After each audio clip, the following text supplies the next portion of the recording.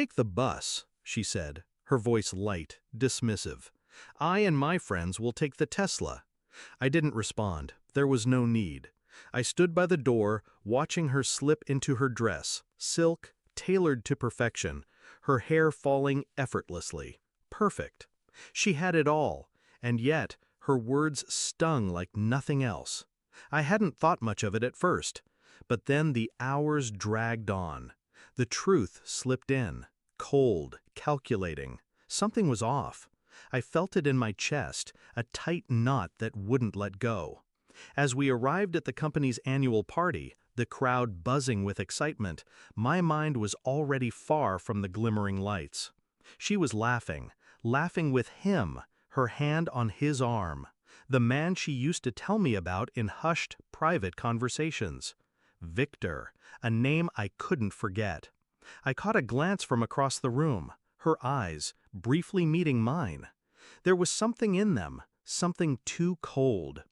The CEO took the stage, his booming voice slicing through the chatter. And now, our latest billionaire client. The moment I heard the words, I turned. Her program dropped from her hands. Her friends followed suit, eyes widening with excitement. I knew. Victor. It was him, standing right there, and she was beaming. The knot in my chest tightened.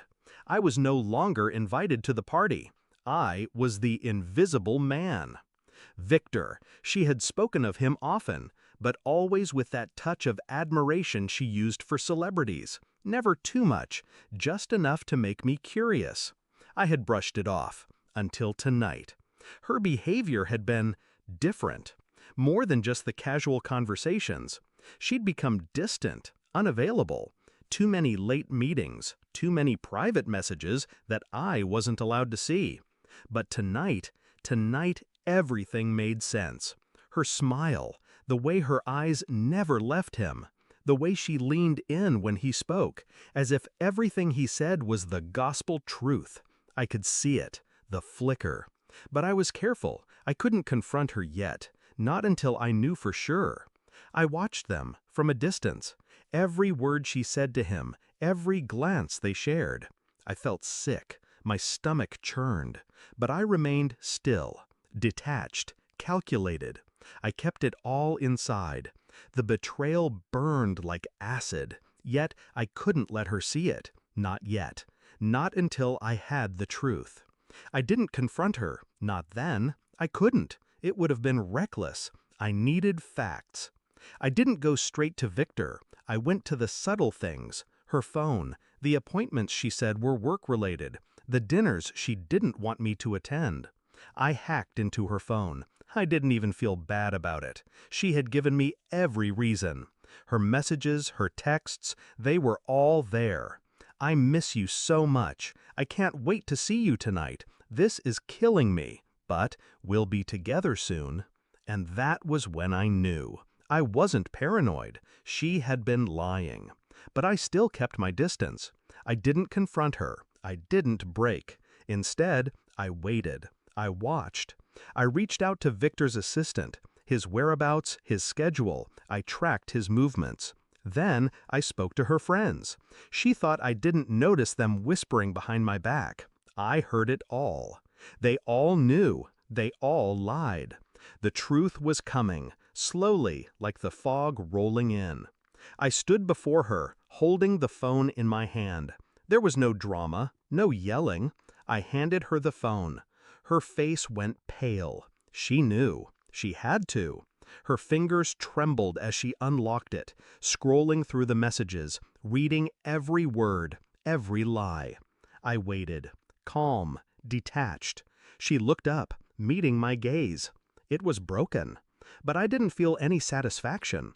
I wasn't here for her tears. I didn't speak. I just waited. Let her feel the weight of it. She started to say something, but nothing came out. Her lips trembled, as though she was trying to form a sentence that could fix everything. But it wouldn't. Not anymore. She wasn't the woman I thought I knew. She wasn't even close. I didn't give her a chance to explain. I didn't want an explanation. I didn't yell. I didn't raise my voice. I wasn't interested in drama. Is he worth it? I asked, my voice flat, emotionless. Her eyes filled with tears, but it didn't matter. The damage was done. She had already made her choice. I stood up, calmly, with the same detachment I had felt for days. I didn't look back. I didn't need to. The game was over. She lost. I walked away, and as I did, I felt nothing. No anger, no pain, just clarity. She had chosen her path. I had already decided mine. I didn't need her anymore. I didn't need any of it. And in that silence, I found power. I was free. I didn't need to fix it. I didn't feel. I had already walked away, and I wasn't coming back.